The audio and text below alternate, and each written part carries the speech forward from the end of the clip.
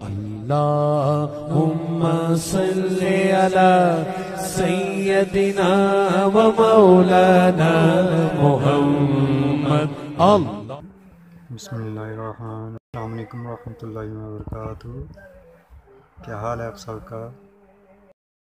محترم سامعین، السلام علیکم ورحمۃ اللہ وبرکاتہ.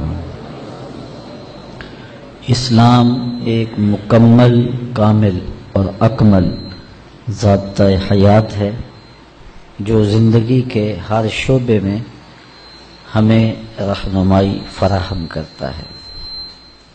انسانی زندگی میں جنسی خواہشات کی تکمیل کے لیے نکاح کو مشروع کیا گیا ہے. نکاح کے جملہ مقاصد میں سے بنیادی مقصد حصول اولاد ہے. نکاح کے دیگر مقاصد میں سے تسکین قلب اور تسکین ذہن ہے. نسل انسانی کی بقا کے لیے نکاح کیا جاتا ہے. حضور نبی رحمت صلی اللہ علیہ وآلہ وسلم نے ارشاد فرمایا: یا معاشر الشباب من استطاع منکم الباء فلیتزوج فإنہ اغض للبصر واحسن للفرج فمن لم یستطع فعلیہ بالصوم فإنہ لہ وجاء. اے جوانوں کے گروہ، تم میں سے جو استطاعت رکھتا ہے وہ نکاح کرے، چونکہ یہ نظر اور پارسائی کا محافظ ہے. اور اگر تم میں سے کوئی نکاح کی فی الحال طاقت نہیں رکھتا تو وہ کثرت کے ساتھ روزے رکھے، اس لیے کہ روزے خواہشات کو توڑتے ہیں. تو جب انسان نکاح کی عمر کو پہنچ جائے اور حالات وسائل اس کا ساتھ دیتے ہوں تو اسے نکاح کرنے میں تاخیر نہیں کرنی چاہیے. نکاح کبھی سنت ہوتا ہے اور کبھی واجب ہو جاتا ہے. اگر انسان کے برائی میں پڑ جانے کا غالب اندیشہ ہو تو نکاح کرنا واجب و ضروری ہو جاتا ہے، اور اگر استطاعت بدنی نہ ہو تو پھر نکاح کرنا مکروہ ہوتا ہے. حضور نے نکاح کو اپنی سنت قرار دیا. النکاح من سنتی فمن راغب عن سنتی فلیس منی. حضرت عثمان بن مظعون رضی اللہ تعالی عنہ یہ جنت البقیع کے پہلے مدفون ہیں. تو یہ کثرت کے ساتھ عبادات، ذکر، اذکار کرنے والے تھے. تو ان کی عبادات کی کثرت کی وجہ سے جب یہ وصال پاتے ہیں تو حضور نے ان کی قبر کے اوپر ایک بھاری پتھر رکھا تھا، اور صحابہ فرماتے ہیں ہم میں سے جو سب سے بڑی چھلانگ لگاتا تھا وہ اس پتھر کو عبور کر سکتا تھا، ورنہ عام آدمی اس سے چھلانگ نہیں لگا سکتا تھا. ہمارے بزرگوں نے قبروں کے اوپر جو گنبد بنانے کی دلیل لی ہے وہ یہی لی ہے. تو اس زمانے کا مزار یہ تھا. چونکہ یہ خاص نیکوکار شخص تھے اور صحابہ میں نمایاں ان کا ذکر و فکر اور عبادات کا معاملہ تھا، تو ان کی قبر کو خاص طور پہ نشان زدہ کیا گیا. تو حضرت عثمان بن مظعون رضی اللہ تعالی عنہ نے حضور علیہ السلام سے اجازت طلب کی، تبتل کی، کہ نکاح نہ کروں اور ایسے ہی زندگی گزار دوں. لیکن حضور نے ان کو منع فرما دیا. حضور نے نکاح فرمائے ہیں اور متعدد نکاح فرمائے ہیں.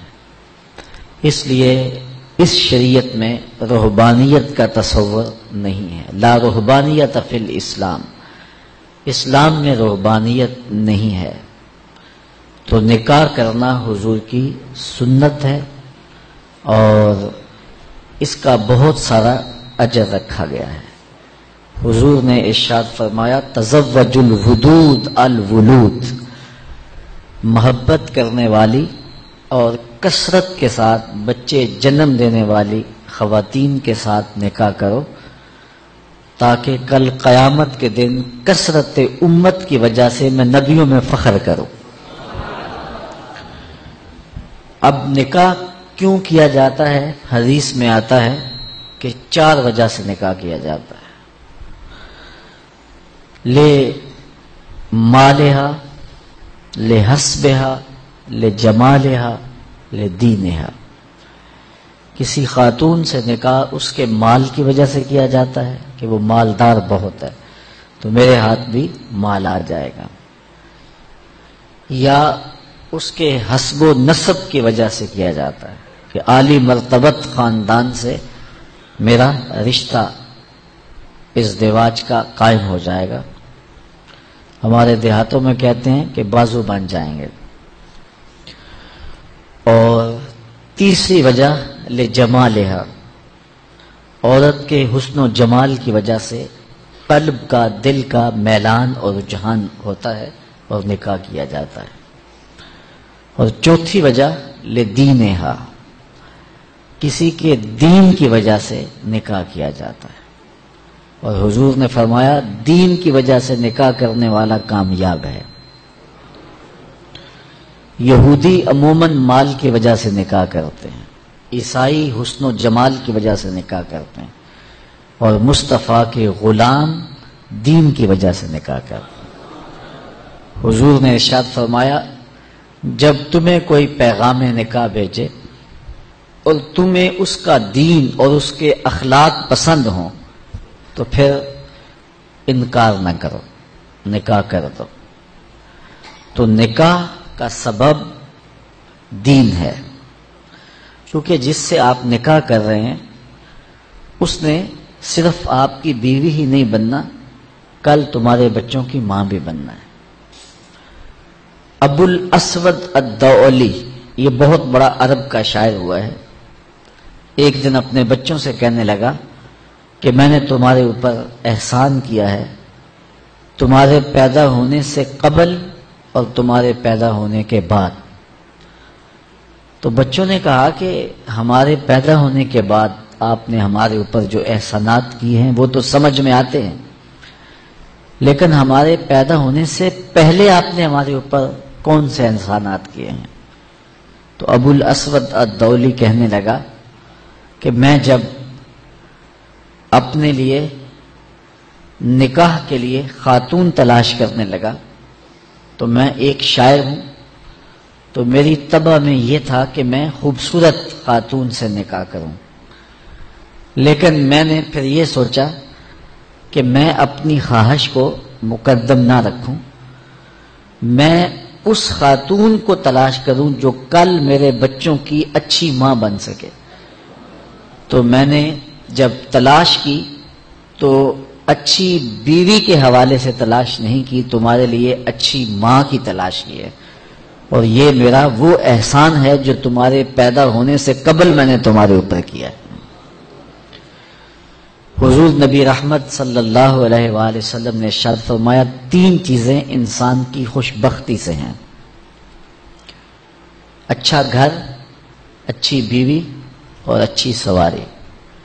اگر یہ 3 چیزیں کسی کو میسر آ جائیں تو وہ انسان کی خوش بختی ہے۔ یہ بھی ارشاد فرمایا دنیا متاع ہے اور دنیا کا بہترین متاع صالحہ عورت ہے، اور صالحہ عورت کی تعریف یہ کی گئی کہ مرد جب اس کو دیکھے تو خوش ہو جائے، اور جب وہ حکم دے تو وہ اطاعت کرے، اور جب وہ گھر سے چلا جائے تو اس کی عزت اور اس کے مال کی حفاظت کرے۔ تو جس میں یہ خوبیاں ہوں وہ صالح خاتون ہے، اچھی خاتون ہے اور اچھی بیوی ہے۔ حضور نبی رحمت صلی اللہ علیہ وآلہ وسلم نے ازدواجی زندگی کے حسن پر کتنی خوبصورت بات ارشاد فرمائی.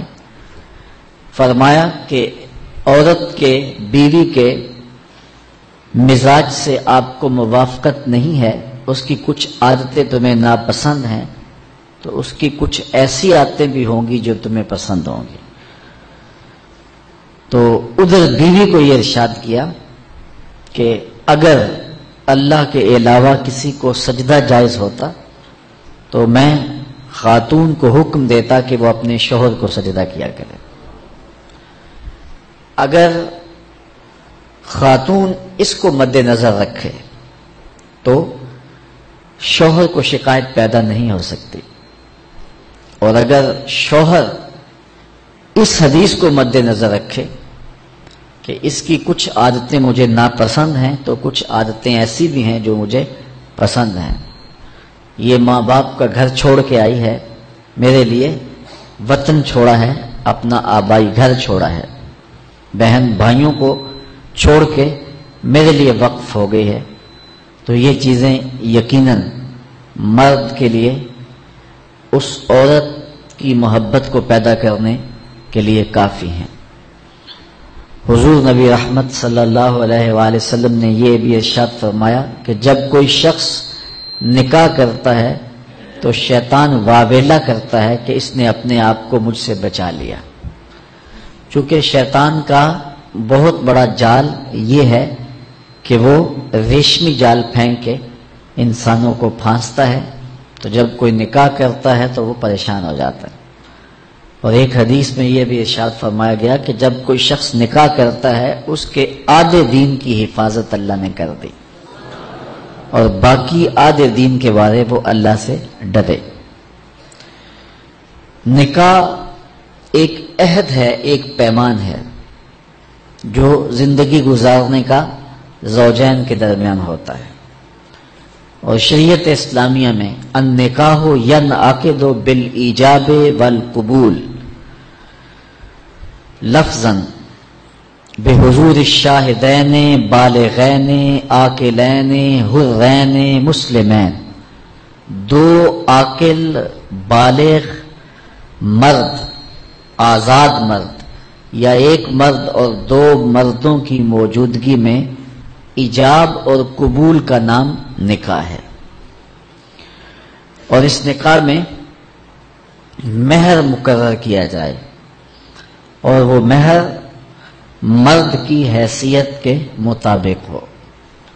ہم شادی میں لاکھوں روپے خرچ کرتے ہیں، لیکن جب مہر کی باری آتی ہے تو اس وقت ہمیں 32 روپے اور 10 آنے یاد ہوتے ہیں، جبکہ اتنے پیسے تو بچہ بھی نہیں لیتا. اور یہ مہر حق بدا ہے، یہ عورت کا حق ہے. تو یہ کشادگی کے ساتھ حق مہر پیش کرنا چاہیے، اور عورت کا حق ہے. دو گواہوں کا موجود ہونا، اور پھر نکاح اعلانیہ ہونا چاہیے. حضور نے ارشاد فرمایا اعلنوا ھذا النکاح واجعلوہ فی المساجد، کہ نکاح کا اعلان کرو اور اسے مسجدوں میں منعقد کرو. نکاح کے اعلان کے جو مقاصد ہیں وہ بچہ بچہ جانتا ہے، تاکہ جب زوجین چلیں گے، آئیں گے، کہیں بیٹھیں گے تو لوگوں کو پتا ہوگا کہ ان کا نکاح ہوا ہے، کوئی شک کی نظر سے نہیں دیکھ سکے گا. اور دوسرا ارشاد فرمایا اس کو مسجدوں کے اندر منعقد کرو. اور پہلے نکاح مساجد میں ہی ہوا کرتے تھے، لیکن پھر جوں مرور زمانہ کے ساتھ تبدیلیاں آئیں تو ایک تبدیلی یہ بھی آئی کہ نکاح مسجدوں میں نہ ہونے لگے. عیسائیوں میں آج بھی جوڑا گرجا گھر میں جاتا ہے، اور پادری کو ان کے پاس نہیں آنا پڑتا، بلکہ وہ وہاں جا کر کے عبادت خانے کے اندر، اپنے گرجا گھر کے اندر جا کے نکاح کرواتے ہیں. تو آج بھی نکاح کی برکتیں حاصل کرنے کے لیے ہم اس کو مساجد کے اندر منعقد کرنے کا جو شرعی حکم ہے اس کی پابندی کریں تو نکاح کے اندر بہت ساری خیر و برکت پیدا ہوگی۔ آسان نکاح فرمایا گیا ہے وہ ہے جس کے اندر اخراجات بہت کم آئیں۔ ہم نے نکاح کو مشکل بنا لیا ہوا ہے اور اس کے ساتھ اتنے لوازمات پیدا کر دیے گئے ہیں کہ اس زمانے کے اندر بدی آسان ہو گئی ہے اور نکاح مشکل ہو گیا ہے۔ حضور علیہ السلام کے زمانے میں ایسا نہیں ہوتا تھا۔ سیدہ طیبہ طاہرہ سیدہ فاطمہ الزہرا رضی اللہ تعالی عنہا کا نکاح دیکھیے اور ان کو جو جہیز حضور نے دیا ہے اس کو دیکھیے اور زندگی کو سہل بنانے کی کوشش کیجیے۔ آج جس کے ہاں 4 بیٹیاں پیدا ہو جاتی ہیں اس کی نیند اڑ جاتی ہے۔ ایک تو یہ کہ اچھے رشتے میسر آنا مشکل، دوسرا مرحلہ بیٹوں کی طرف سے، بیٹے والوں کی طرف سے ایک لمبی فہرست ہوتی ہے کہ ہمیں یہ دیا جائے۔ بعض لوگ بولتے نہیں لیکن وہ کنائے میں اشارے میں بتا دیتے ہیں، اور اگر ان کی ڈیمانڈ پوری نہ کی جائے یا ان کی جو توقعات ہیں ان کو نہ سمجھا جائے تو بیٹی سسرال میں جا کے سکھ کی زندگی نہیں گزار سکتی۔ اور معاشرے کا کتنا کمینہ شخص ہے وہ جو کسی کی بیٹی کو اس لیے تنگ کرتا ہے کہ وہ جہیز نہیں لے کے آئی یا وہ اس کی خواہش کے مطابق، اس کی توقع کے مطابق جہیز نہیں لائی۔ شریعت اسلامیہ نے تو نکاح کو آسان قرار دیا، اور یہ جو ہم اتنی لمبی چوڑی باراتیں لے کر کے چلے جاتے ہیں بیٹی والوں کے گھر میں، تو اسلام میں تو اس کا ایسا کوئی تصور نہیں ہے۔ 500 600 لوگ بیٹی والوں کے ہاں چلے جاتے ہیں اور جس طرح کسی محاذ پہ جا رہے ہیں۔ نکاح فی المساجد کا رواج اگر ڈالا جائے تو ہماری زندگیاں سوکھی ہو جاتی ہیں۔ یہ جو مروج سلسلہ ہے اس سے غریب لوگ تو پریشان ہیں ہی، امیر لوگ بھی سکھ میں نہیں ہیں۔ آج 1 کروڑ روپیہ شادی پہ خرچ آ رہا ہے، اور جس کی 4 بیٹیاں ہیں وہ ساری زندگی اسی کام میں ہی لگا رہتا ہے، اور غریبوں کی زندگی تو اجیرن ہے۔ غریب کی بیٹیاں سگڑ ہیں، سمجھدار ہیں، سنجیدہ و متین ہیں، پڑھی لکھی ہیں، خوبصورت ہیں، لیکن ان کے رشتے قبول اس لیے نہیں کیے جا رہے کہ ان کے پاس دینے کے لیے کچھ نہیں ہے۔ اور اب ایک سلسلہ چلا جہیز فنڈ کا اور اجتماعی شادیوں کا، تو شاید کسی کے لیے اس میں تسکین ہو، لیکن میں تو ایک مرتبہ ایسی تقریب میں گیا ہوں تو دکھی ہو کے آیا ہوں۔ ہر شخص کا اپنا مزاج ہوتا ہے، مختلف تنظیمات، مختلف لوگ غریب بچیوں کی اجتماعی شادیاں کر رہے ہیں، تو میں ایک تقریب میں مجھے کھینچ کے کچھ لوگ لے گئے۔ میں نے کہا مجھے تجربہ تو نہیں ہے لیکن مجھے لگتا ہے کہ میرے لیے تکلیف کا سامان ہوگا، اور دوست جس مقصد کے لیے مجھے لے کے جا رہے ہیں تو ان کا مقصد بھی پورا نہیں ہوگا۔ ایسا ہی ہوا، ایک ہال میں 15 سے 20 بچیاں تھیں اور دوسری جانب 15 سے 20 بچے تھے، اور ان کے مہمان، ان کا ہجوم تھا، اور اسٹیج کے اوپر جو کرسیاں لگی تھیں ان پر مخیر حضرات بیٹھے ہوئے تھے جنہوں نے سرمایہ لگایا اور جہیز فنڈ دیے، اور تنظیم کے لوگ آ کے اپنی کارکردگی بیان کر رہے تھے۔ تو آخر میں انہوں نے مجھے کہا کہ ہم آپ سے کچھ سننا چاہتے ہیں، تو میں نے بیٹھے بیٹھے کہا کہ میں دعا کر دیتا ہوں، لیکن ان کا اصرار بڑھا، تو میں نے مائک پہ آ کے کہا کہ انسان کی زندگی میں 3 موقع ہوتے ہیں جس دن وہ مہمان خصوصی ہوتا ہے اور سب لوگوں کی نظر اسی کے چہرے پہ ہوتی ہے۔ ایک جب وہ پیدا ہوتا ہے تو کالا کلوٹا بھی ہو تو ساری بستی اس کا منہ دیکھنے آتی ہے اور اسے بہنیں چاند کہہ کے پکارتی ہیں، چاہے اس کا رنگ گہرا سیاہ کیوں نہ ہو۔ دوسرا موقع انسان پر اس وقت آتا ہے جب وہ دلہا بنتا ہے، تو سارے لوگ اسی کو دیکھتے ہیں اور وہ نگاہوں کا مرکز ہوتا ہے اور چیف گیسٹ وہی ہوتا ہے۔ اور تیسرا وقت اس کے اوپر تب آتا ہے جب وہ چٹا لٹھے کا لباس پہنتا ہے تو سارا شہر اس کا منہ دیکھنے آتا ہے۔ تو میں نے کہا ان غریب لوگوں سے آج تم نے یہ حق بھی چھین لیا۔ آج مخیر حضرات کو اوپر بٹھایا اور ان کو نیچے بٹھایا ہوا ہے اس لیے کہ یہ غریب ہیں، اور کسی کے چہرے کے اوپر میں نے کہا خوشی کے آثار نہیں نظر آ رہے، اداسیاں ہیں، اور اتنے لوگوں کو ان کی غربت کا گواہ بنا رہے۔ ایک دم سکوت طاری ہو گیا حال پر، چونکہ مجھ سے وہ کچھ ایسی باتیں سننا چاہ رہے تھے جس سے ان کو داد ملتی۔ میں نے کہا تمہارے جذبے اپنی جگہ پہ، لیکن کاش کے رات کے اندھیرے میں ان بیٹیوں کے ماں باپ کو تم نے کچھ پیش کیا ہوتا اور یہ اپنے گھر سے رخصت ہوتی تو عرش والا رب بڑا راضی ہوتا۔ لیکن برا کرے نمائش کا کہ ہم نے ان بیٹیوں کا تماشا لگا دیا۔ میں ایک شہر میں گیا تو وہاں آج کل وہ پہلے تھا نا عمرے کے ٹکٹ محفل نعت میں، تو آہستہ آہستہ مجمع سمٹ گیا، تو اب ایک نیا سلسلہ شروع ہوا ہے کہ جہیز کی پرچیاں نکالی جائیں گی۔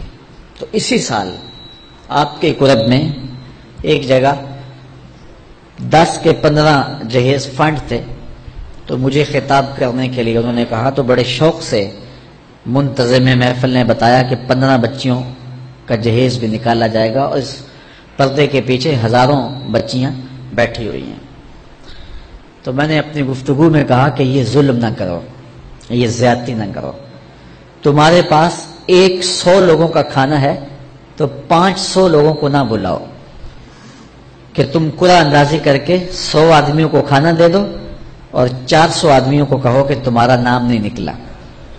تمہارے پاس 100 کا کھانا ہے تو 100 کو ہی پردے سے بلاؤ اور ان کو کھانا کھلا دو۔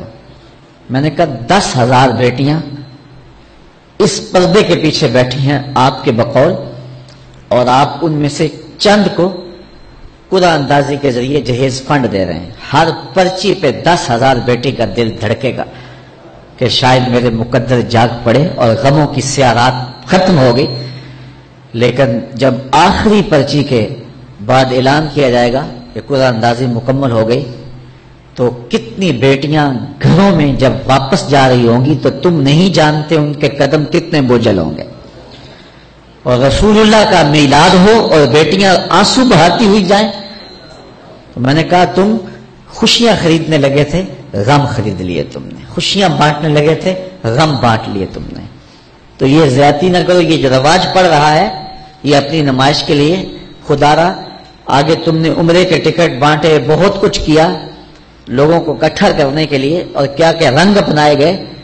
میں نے کہا وہ اچھا تھا، چلو مجھے اس پر بھی بات ہے، لیکن چلو میں نہیں کرتا، لیکن یہ ظلم نہ کیا جائے کہ محافلات میں مجمع اکٹھا کرنے کے لیے جو ہے وہ غریبوں کی بچیاں بلا کر کے تو 10 کو آپ دے کے باقیوں کہیں کہ معذرت ہمارے پاس اتنا ہی تھا۔ تو آپ کے پاس 100 کا کھانا ہے، 100 کا پانی ہے، تو 500 پیاسوں کو نہ بلائیں، 500 بھوکوں کو نہ بلائیں، 100 کو ہی بلا کر کے پردے سے جو ہے وہ ان کی مدد کریں۔ تو میں یہ کہتا ہوں کہ ہم جہیز فنڈ دینے کی بجائے، یہ جب تک یہ حالات ختم نہیں ہوتے، میں خفیہ طور پہ یہ بھی کرنا چاہیے، لیکن ساری قوم ادھر لگ گئی ہے، تو اس کی بجائے ہمارے علماء کو، ذمہ دار کو، یہ مختلف چینلز کے اوپر یہ جو ٹاکنگ ہوتی ہے اس پہ گفتگو ہونی چاہیے کہ اس رسم کو ختم کیا جائے اور معاشرے کی تربیت کی جائے کہ بیٹیوں کا رشتہ اس لیے قبول کیا جائے کہ وہ دیندار ہیں، وہ پردے دار ہیں، وہ سگڑ ہیں، وہ پڑھی لکھی ہیں اور ان کے اخلاق اچھے ہیں، یہ معیار بنایا جائے۔ दौलत को मयार ना बनाया जाए, इस तरह मुआशरे पिस जाएंगे और मुआशरे के पल्ले कुछ भी नहीं बचेगा। और आज अंदाजा नहीं है हमको कि जिसकी बेटियां घर की दहलीज पे जवान है उसकी जिंदगी कितनी कठिन गुजर रही है। कोठे ते चढ़ वेख फरीदा ते कर कर बल्दी अग, मैं जाता दिल दुखी मेरा पर दुखी सारा जग। तो पूरा मुआशरा इस वक्त इस अजियत से, इस कुड़म से गुजर रहा है कि बेटियां जवान हैं और रिश्ते नहीं मिल रहे, और फिर अगर रिश्ते मिल रहे हैं तो बेटे वालों के नखरे ही बड़े अजीब हैं। और फिर जिस तरह वो बेटियों को, गरीबों की बेटियों को लौंडियां बना के अपने घरों में रखते हैं, तो ये एक अलग दर्द की और दुख की कहानी है। मेरे पास लोग आते हैं, दुआ कीजिए, कारोबार नहीं है, मुआशी बुहरान है, माली परेशानियां हैं, बच्चे के इम्तिहान सर पे हैं, बहुत सारे मसाइल लेकर लोग आते हैं, लेकिन कोई नहीं, लोग हौसले से मसाइब का मुकाबला करते हैं, काटते हैं। लेकिन कुछ लोग आते हैं दुआ के लिए तो बात करते ही आंखें छलकने लगती हैं और मेरा दिल भी काबू में नहीं रहता। लोग कहते हैं कि हज़रत दुआ करो, बेटी ससुराल में दुखी है, अल्लाह सुख दे दे। तो मैं दुआ भी करता हूं, लेकिन मैं तन्हाई में जाके रोता हूं कि इस दर्द का मदावा क्या है, इस दुख का इलाज क्या है। और मुआशरा तेजी से इस तकलीफ की तरफ बढ़ रहा है और तलाक की शरह भी जो है वो बढ़ती चली जा रही है। मेरे पास एक दिन एक साहिब आए, साथ उनकी बीवी थी और मैं नहीं जानता हूं, इज्जतदार लोग थे। तो उन्होंने कहा कि हम आपसे कोई तन्हाई में बात करना चाहते हैं। तो उनके अपने अजीज थे, बेटियां उस शख्स की ज्यादा हैं, अपने अजीजों में शादी कर दी। तो उस वक्त उन्होंने तय कर लिया कि कोई बात नहीं, हम जहेज नहीं लेते। लेकिन वो बाप बिलक बिलक के मुझे कह रहा था कि कितने दिनों से मेरी बेटी घर आके बैठी हुई है और वो कहते हैं कि उतनी देर वापस ना आना जब तक तेरा जहेज पूरा नहीं हो जाएगा। मैं कहता हूं कितना सफाक मुआशरा हो गया है और कितने कठिन हालात हो गए हैं। तो जब मुआशरा इस कैफियत में चले जाए तो फिर अनारकी फैलती है और मुआशरे फिर कायम नहीं रहते। तो कितनी बाप की दहलीज पर बूढ़ी होने वाली बेटियां, उनकी सिसकियां, उनकी आहें और उनकी चीखें इस मुआशरे को बेचैन की हुई हैं। तो अमीर लोगों की जिम्मेदारी है कि वो गरीबों के दुख बांट लें। अल्लाह ताला इरशाद फरमाता है कि फक्कू रक़बह और इत्आमुन फी यौमिन ज़ी मसग़बह, किसी फंसे हुए की गर्दन छुड़ाना ये बड़ी नेकी है। तो इस वक्त गरीब की बेटियों का रिश्ता कोई कबूल नहीं करता। अगर कोई नौजवान और अगर कोई सरमायादार गरीबों की बेटियां कबूल कर ले तो ये उसकी मेहरबानी होगी। और अगर ये नहीं कर सकता तो कम अज कम उन बेटियों की शादियों का एहतमाम किया जाए, लेकिन ये मेहरबानी की जाए कि गरीबों की बच्चियों को नमाइश गाह में ना खड़ा किया जाए और उनकी गुर्बत का तमाशा न बनाया जाए। रात की तन्हाई में उनके माँ बाप की खिदमत की जाए ताकि वो अपनी बेटियों को इज्जत से उठा सके। मेरे हुजूर ने इरशाद फरमाया, व रजुलुन तसद्दक़ बिसदक़तिन फ़अख़फ़ाहा हत्ता ला तालमा शिमालुहु मा तुनफ़िक़ु यमीनुहु। जिस शख्स ने तन्हाई में खैरात की कि दाएं हाथ ने जो खर्च किया बाएं को पता भी न चला, कयामत के दिन जब कोई साया नहीं होगा, अल्लाह उस शख्स को अपने अर्श का ठंडा साया अता फरमाए।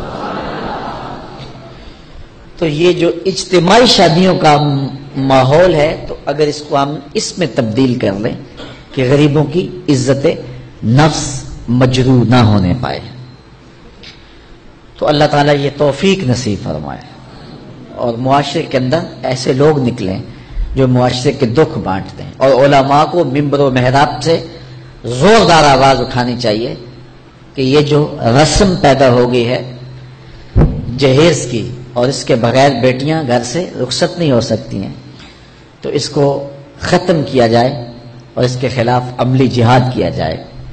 और उसके लिए अमीर लोग नमूना बने, غریب لوگ تو نمونہ بن نہیں سکتے، مشکل ہے ان کے لیے، لیکن امیر لوگ اگر نمونہ بنے تو وہ بن سکتے ہیں اور معاشرے کے اس ناسور کو ختم کیا جا سکتا ہے، اور غریبوں کی بیٹیاں عزت سے اپنے پیا گھر سدھار سکتی ہیں، اور ان کو جو ہے ان کے ماں باپ کو تسکین کی اور چین کی نیند آ سکتی ہے۔ آج میں نے نکاح کے حوالے سے بہت ساری باتیں کرنی تھی، لیکن عنوان ادھر چلا گیا چونکہ یہ ایک سلگتا ہوا مسئلہ ہے اور ہمارے معاشرے کو کاٹ رہا ہے اور توڑ رہا ہے۔ ایک تو گھروں کی دہلیز پہ بیٹیاں بوڑھی ہو رہی ہیں، اور دوسرا شرع طلاق جو ہے وہ بڑھتی چلی جا رہی ہے۔ اس حوالے سے میں زیادہ لمبی گفتگو نہیں کرتا، صرف 2-4 باتیں کہ طلاق اگرچہ مرد کا شرعی حق ہے، اور اگر نبھانا ہوتا ہو تو طلاق دینا ناگزیر ہو جائے تو طلاق دینا ہی پڑتا ہے، لیکن اس کے باوجود اگر کوئی شخص اپنی بیوی کو برداشت کرتا رہے تو قیامت کے دن رب کی رحمتوں کا حقدار ہوگا۔ جائز کاموں میں جو سب سے ناپسندیدہ امر ہے وہ طلاق ہے، اور جب کوئی شخص طلاق دیتا ہے اللہ کا عرش بھی ہلنے لگ جاتا ہے۔ امرأہ مردودہ اس خاتون کو کہتے ہیں جس کے شوہر نے اس کو طلاق دے دی اور وہ اس قابل نہیں ہے کہ اس کا دوبارہ نکاح ہو سکے۔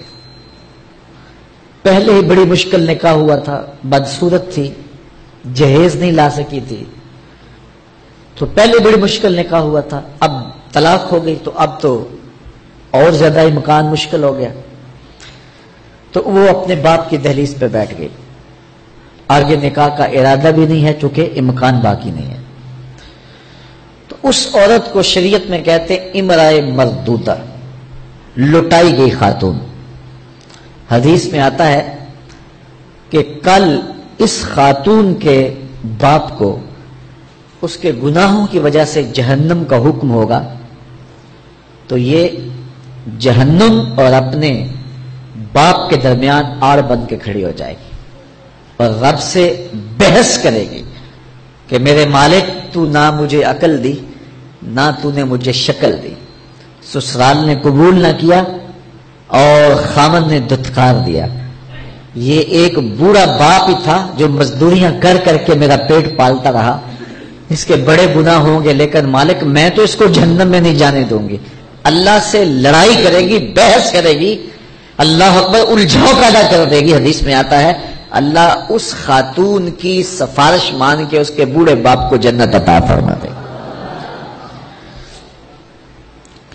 اگر طلاق دینا ناگزیر ہو جائے، بہت ضروری ہو جائے طلاق دینا، اور اس کے بغیر کوئی دوسرا راستہ نظر نہیں آ رہا، تو پھر بھی 3 طلاقیں اکٹھی نہ دیں، 1 طلاق دے دیں، اور 1 طلاق دینے کا فائدہ یہ ہوگا کہ 3 مہینے کے بعد عورت فارغ ہے، آگے نکاح کرنا چاہے تو کر سکتی ہے۔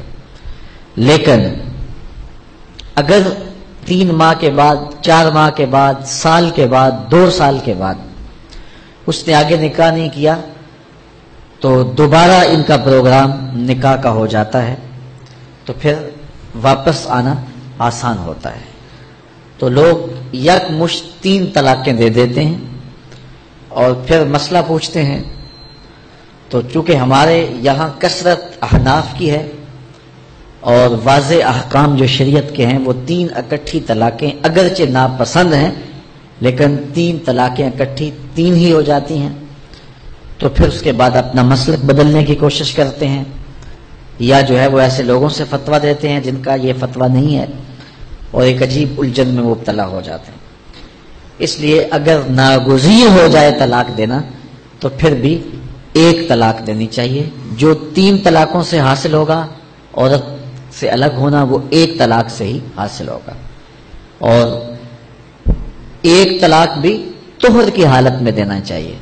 عالم حیض میں نہیں، چونکہ ان دنوں کے اندر مرد کا رجحان عورت کی طرف زیادہ ہوتا ہے، اس لیے شریعت نے طہر میں طلاق دینے کا حکم دیا ہے اگر کوئی طلاق دینا چاہے۔